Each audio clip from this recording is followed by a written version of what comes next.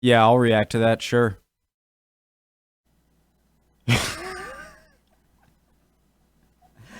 Oh god! All right, get this out of here. Oh god. Oh god. I'm pretty funny, right? Ugh. That was my joke. I hope that brightened your day. All right, serious. Continuing to learn about British history. British history. It's not offensive, I don't think. I'm working on my British accent. Yep, I like these kind of world maps, old world maps with like the sea monsters in them and stuff. Yeah, that's going up there. All right, what's happened? First episode, Rome came in. Second episode, Rome left. Third episode, I'd recommend watching the previous three videos, by the way, if you haven't, but that's up to you. The third video, that guy became king. Well, what was that guy's name? Like Olaf or something? Offo? It was 410, and the Romans have left. In fact, after Oswiu's short reign in negotiate the appointment of a third. So yeah, people are now that the Romans are gone, trying to take power. Different people. Offa. Let's do it. Keep learning. If you're not ready to learn, get the hell out. You know the deal. If you're new to the channel, hello, my name is Connor. Hello, sir or madam. I very much enjoy learning about history through YouTube recommendations, which you guys already who are subscribed. I'm over 3,000 subs. Thank you guys so much. I think over 3,500. Thank you guys so much. Where's my thing? Oh yeah, just love for you to like, subscribe, hit all the buttons, and the original link to this video will be at the top of the description below. Like always, right under that would be Discord. Want to create that sort of water bubbling atmosphere around history on YouTube and Discord, a community where we can all talk, and not 90% history, but chill out, see how you're feeling, talk to people, have fun. We're nice, most of us, except the mods, who are awful. No, who are good too. They're great sometimes. So let's get right into it. 10-minute English and British history. Number 4. Alfred the Great and the rise of Wessex. Okay, let's do it. Wessex is victorious at the Battle of Edington, ending the Mercian supremacy. This 825, and Wessex is victorious at the Battle of Edington, ending the Mercian supremacy. This victory was quickly followed by Wessex annexing all of these southern kingdoms. All of this occurred under the rule of King Egbert, who had previously been exiled to Francia by the Mercian king Offa. After Offa's death, Egbert returned to Wessex, probably with the help of Charlemagne, and was crowned king in 802. His reign was one of Wessex's most successful. I'm an idiot. I'm going back. I say this every now and then. I have terrible ADD. My attention span is that of a rock. And I loved watching this stuff. Fast forward if you just want to go to the reaction. I like watching, I loved before creating this channel watching this stuff and watching people react, and I know it can be annoying sometimes to pause and rewind, but I also loved learning, and I still do. And if I had to just play the whole video for the audience, a lot of you guys I know have said in the comments, like, don't worry, we're here and everything. I just want to make it clear every few episodes that yes, I want to make it enjoyable for you guys and create the community, but not at the expense of me legitimately wanting to learn, which I genuinely do.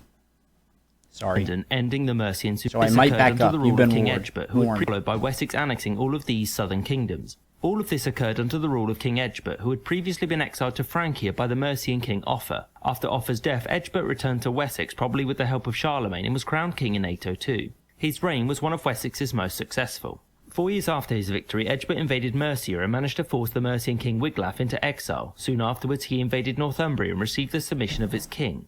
Egbert is thus considered to be an overlord of Britain at this point, but like most things, it didn't last, because by 830 Mercia had revolted against him.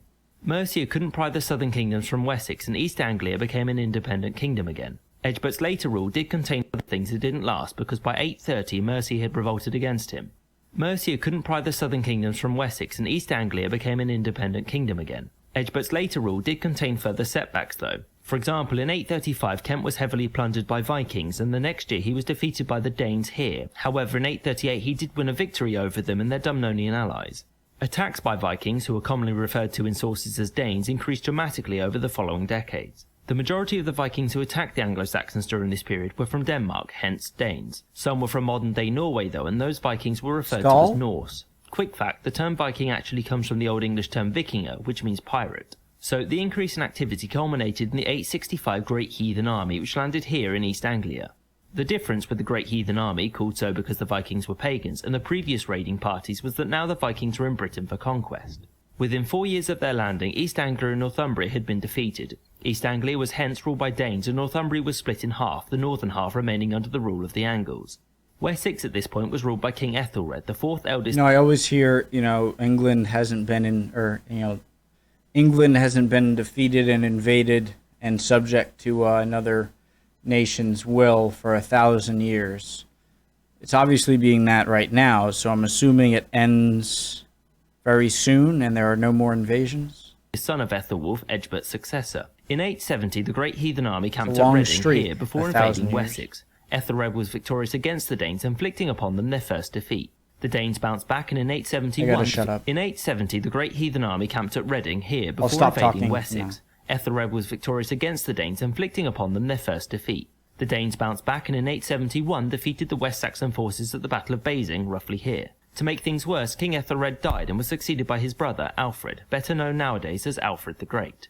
Ethelred actually had a son called Ethelwald, but Alfred was chosen to be king instead. This is because the crown did not necessarily pass from father to eldest son. In Wessex, the Witan, the king's advisory council made up of high-ranking nobles, was involved in the succession. Most of the time, they simply rubber-stamped the king's appointed heir, who was often the eldest son. Alfred was chosen over Ethelwald because Ethelwald was still a child at this point, and the situation with the Vikings required stability. The fact that Wessex could appoint kings without having to suffer a civil war each time was one of the reasons it required stability. The fact that Wessex could appoint kings without having to suffer a civil war each time was one of the reasons it stood as firmly as it did. One thing that ought to be remembered is that the Anglo-Saxons and the Danes were not mortal enemies that could never coexist, and rival claimants to a throne could and did enlist Vikings for support. Alfred began his reign by bravely paying the Vikings to leave. Thus, I'm confused. Help me in the audience, please. Or in the audience, in the comments. I thought that, and maybe I missed something and I'm done, whatever. I thought that the term Anglo-Saxon came from the 3 sections of what is now Denmark, and so the Anglo-Saxons are fighting the Danes? The Great Heathen Army went north to pillage Mercia before splitting in half. One half went north to settle Northumbria, and the other, led by a man called Guthrum, went south back to... One thing that ought to be remembered is that the Anglo-Saxons and the Danes were not mortal enemies that could never coexist, and rival claimants to a throne could and did enlist Vikings for support. Alfred began his reign by bravely paying the Vikings to leave. Aren't Anglo-Saxons and Danes the same thing? I am no teacher here. You guys all know I'm probably the least knowed one of all of you, but I just don't understand that. Thus, the Great Heathen Army went north to pillage Mercia before splitting in half. One half went north to settle Northumbria, and the other, led by a man called Guthrum, went south back to Wessex in 876. The Vikings didn't really do much, and in 877 they split up again to divide Mercia, leaving an even smaller force under Guthrum, which launched a surprise attack into Wessex the next year. Alfred was forced to flee to Athelney in the marshes of Somerset, which is here. He waited there as his forces were mustered across Wessex, and after assembling they fought the Danes at the Battle of Edington. This was a decisive victory for Alfred. The subsequent peace treaty between Alfred and Guthrum did several important things. First, Guthrum was baptised, taking the name Ethelstan with Alfred as his adopted father. Secondly, Alfred accepted Danish occupation of these lands, whilst in return these lands were considered Alfred's, with Alfred notably gaining western Mercia. Incidentally, the dividing line between the Danish and Saxon parts of modern-day England roughly follow an old Roman road called Watling Street. Why aren't they taking Wales? Having won a major victory and secured a peace, Alfred began the task of securing his kingdom from further Viking raids. There were 3 major ways he did this. The first was to reform the army. Alfred changed the way that troops were raised so that only half of the levy troops were active at any time. This is important because most soldiers were taken from farms to fight, meaning that there were less people to grow and harvest crops. Thus, the army was smaller but more efficient, and importantly, Wessex had a standing army at all times, meaning it could respond to raids immediately. The next change was a naval build-up, which made it harder for the seaborne Vikings to land on Wessex's long coastline. The final and arguably the most important change that Alfred made was the creation of a system of burhs, which were fortified towns. There were roughly 30 of these, and they were manned by the newly reformed army. These burhs acted as garrisons and sanctuary in case of Viking attack, but they also grew as important economic centres. Some burhs, such as Winchester, were already protected by Roman walls and only required manning and repair. Others, such as Wallingford, were built from scratch. Each burh was assigned a number of hides, which were measurements used to denote the value of land. It's a very complex system, and a hide does not represent a required manning and repair. Others, such as Wallingford, were built from scratch. Each burh was assigned a number of hides, which were measurements used to denote the value of land. It's a very complex system, and a hide does not represent a certain amount of land, but its value. Land used for cattle would be worth more hides than that used for growing wheat. For the defense of burhs, I don't get it. I thought... Okay, I get it. Never mind. In the 2 seconds before... Land used for cattle would be worth more hides than that used for growing wheat. For the defense of burhs, 1 man was required from each hide. Also, burhs did... So, burhs are areas around your territory that are fortresses that you can go to hide out from enemies, and the amount of protection and aid that is given to a burh is reliant on how important the area surrounding or within the burh is. I could be... did not have a standard size. For example, the burh at Winchester required 2,000... I'm rewinding. I can't go forward without... Just press the forward button if you want to go back to where I started. I cannot... This is what bugs me when I... Most soldiers were taken more efficient. The next change was a naval build-up, which made it important change that of these, and they were manned with the creation of a system along coastline. The final and arguably the most important change that Alfred made was the creation of a system of burhs, which were fortified towns. There were roughly 30 of these, and they were manned by the newly reformed army. These burhs acted as garrisons and sanctuary in case of Viking attack, but they also grew as important economic centres. Some burhs, such as Winchester, were already protected by Roman walls and only required manning and repair. Others, such as Wallingford, were built from scratch. Each burh was assigned a number of hides, which were measurements used to denote the value of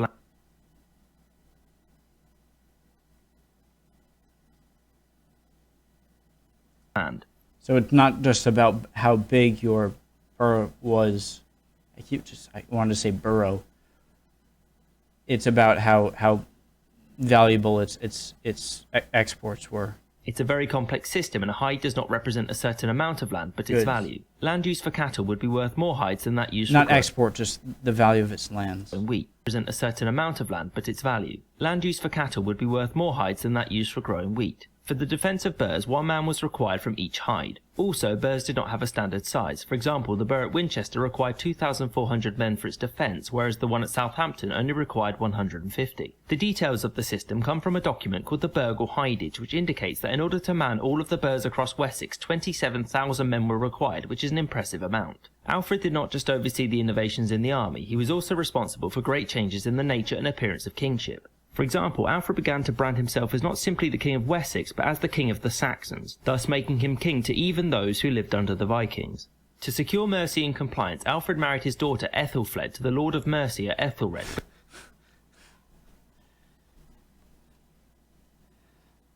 To secure mercy and compliance, Alfred married his daughter I just heard that, and I was like, Alfred married his daughter too. Ethelfled to the Lord of Mercia, Ethelred. But importantly, Mercia did still have some autonomy.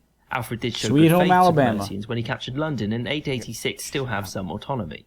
Alfred did show good faith to the Mercians when he captured London in 886, and instead of incorporating it into Wessex, he handed it over to Mercia.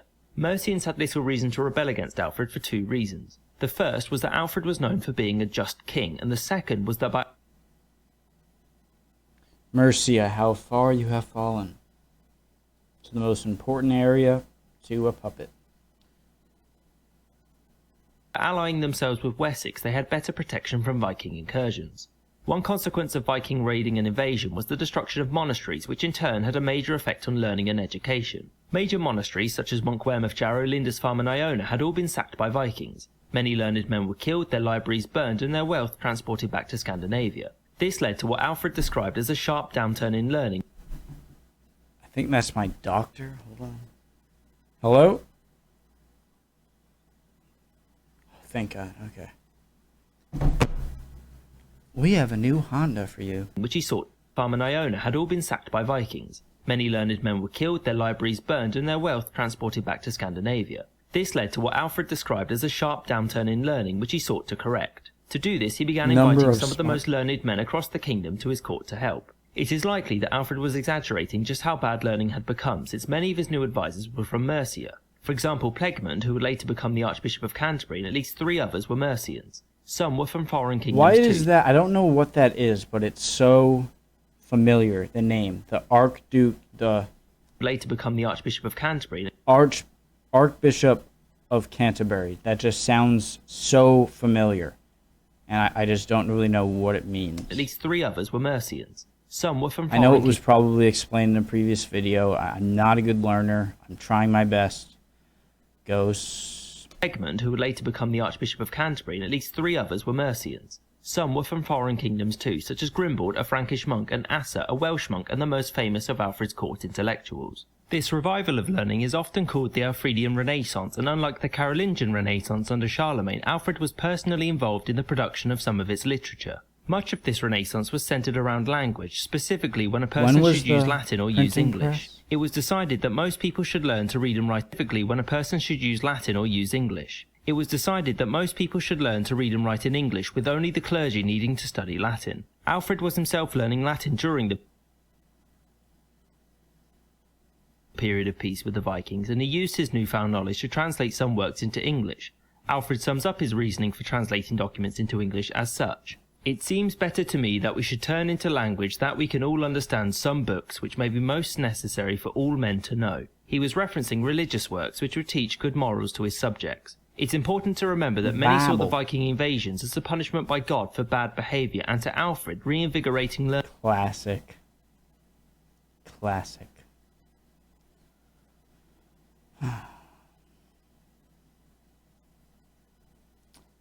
Oh, these raiders came in and they murdered my wife and kids and burned them and killed my dog and set my house on fire, and well, you should have been, God's obviously mad at you. You're just being punished. He saw the Viking invasions as a punishment by God for bad behaviour, and to Alfred, reinvigorating learning was one way to counter this.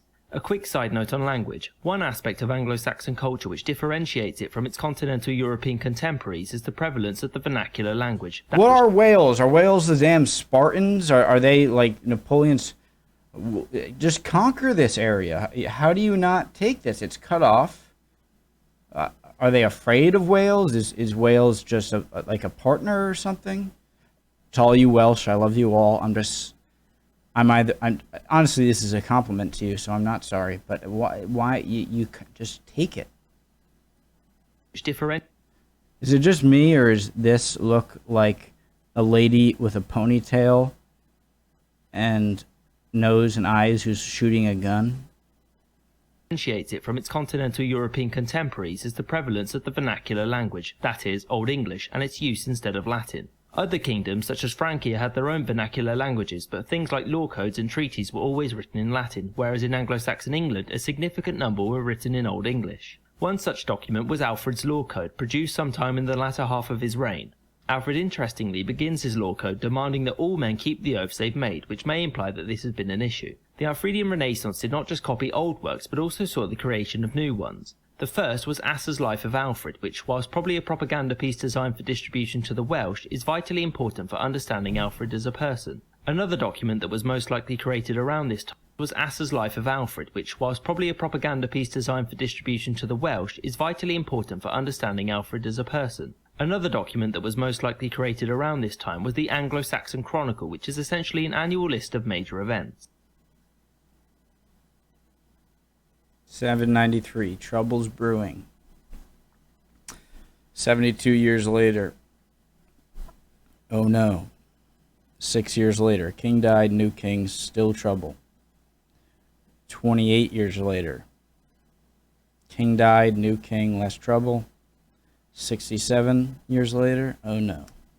The Anglo-Saxon chronicle was kept and updated for many years, and the version of the chronicle found at Medeshamsted, modern-day Peterborough, was updated well into the 12th century. The chronicle, alongside Bede's ecclesiastical history, are by far the two most important sources for Anglo-Saxon England, and without them very little would be known about the years between the Roman withdrawal and the Norman conquest. Wessex wouldn't be at peace forever, and sure enough, it wasn't. In 892, another great army landed in Wessex. Thanks to the new system of burhs, the Vikings were not able to get anywhere near as far inland as they had in the 870s. Unfortunately for Mercia, they had few burhs, and so the Vikings marched through their territory and eventually into Wales, which at this point was still divided into smaller kingdoms, most or all of whom had pledged their allegiance to Alfred. This was the last major Danish incursion into the territory of Wessex before Alfred's death in 890. How did they? The Vikings were able to land here on the east coast and traverse the middle of England to get over to Wales? Divided into smaller kingdoms, most or all of whom had pledged their allegiance to Alfred. This was the last major Danish incursion into the territory of Wessex before Alfred's death in 899. Alfred had thus managed to turn Wessex from a kingdom struggling to resist the Vikings to the sole Anglo-Saxon power. It was on top of the foundations built by Alfred that the royal house of Alfred's death in 899. Alfred had thus managed to turn Wessex from a kingdom struggling to resist the Vikings to the sole Anglo-Saxon power. It was on top of the foundations built by Alfred that the royal house of Wessex would go on to be the first royal house of England. Alfred saw himself that the royal house of Wessex would go ruled until 1066. That was Battle of Hastings, right? There were some Viking-related gaps, though. On to be the first royal house of England. Alfred saw himself that the royal house of Wessex. So, what's the house that's right now? House of, well, like the Queen right now. You know, like there's the house of, oh, I know. Like what's Elizabeth's last name? Elizabeth, it's Elizabeth what?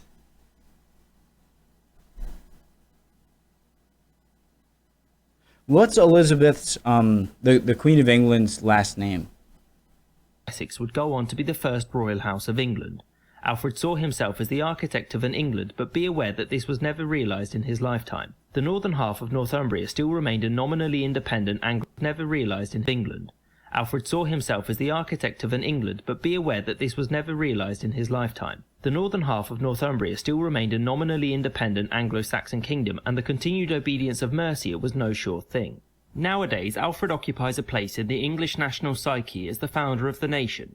Of course, most of the information which survives from his reign was written in his court by his intellectuals, and so his reputation should be taken with a grain of salt. His reign was written in his court by his intellectuals, and so his reputation should be taken with a grain of salt. Irrespective of all of this, his achievements certainly pushed Wessex in the direction that made sure that this land would ultimately be English and not Scandinavian. We're often told to avoid great man history where possible, but in the case of Alfred, it's difficult to strip him of this title, and it's worth remembering that of all great man history equals bad? What do you mean? Sure that this land would ultimately be English and not Scandinavian. We're often told to avoid great man history where possible, but in the case of Alfred, it's difficult to strip him of this title, and it's worth remembering that of all the kings of this land, he is the only one to have... Okay, so it's saying usually when someone is called the great, or like there's a great man in history, it usually means that that's according to a bunch of people around him who wrote it down in history, and very few people are perfect. And so if you just say like if anyone says I'm perfect or I'm great, it's a good tell that you are probably one of the lesser of that. But I think that's what it means. Strip him of this title, and it's worth Alfred remembering that of all the kings of this land, he is the only one to have ever been the great. I hope you enjoyed this episode, and thank you for watching. Books are in the description below, and feel free to subscribe. I hope you enjoyed this episode, and thank you for watching. Books are in the description below, and feel free to subscribe if you want. Next episode is 790. 10-minute. Should we just... No, I'll do a different video. 10-minute English and British history, number 5, the Vikings and the Danelaw is next.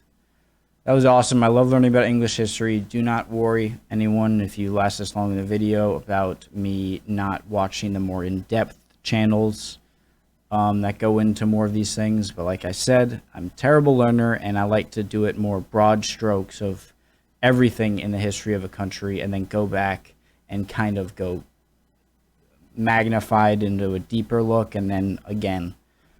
So don't worry. Love you all right?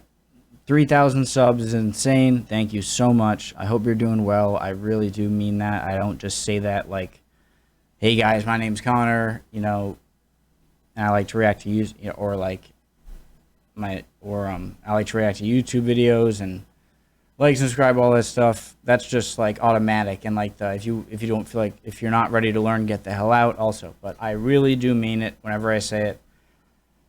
Mental health is a serious thing. I've suffered from it. But everyone has mental health, obviously, and I seriously do hope you're doing okay. And if you're not, don't worry. Emotions are fickle. You will soon. See you guys next time. Goodbye.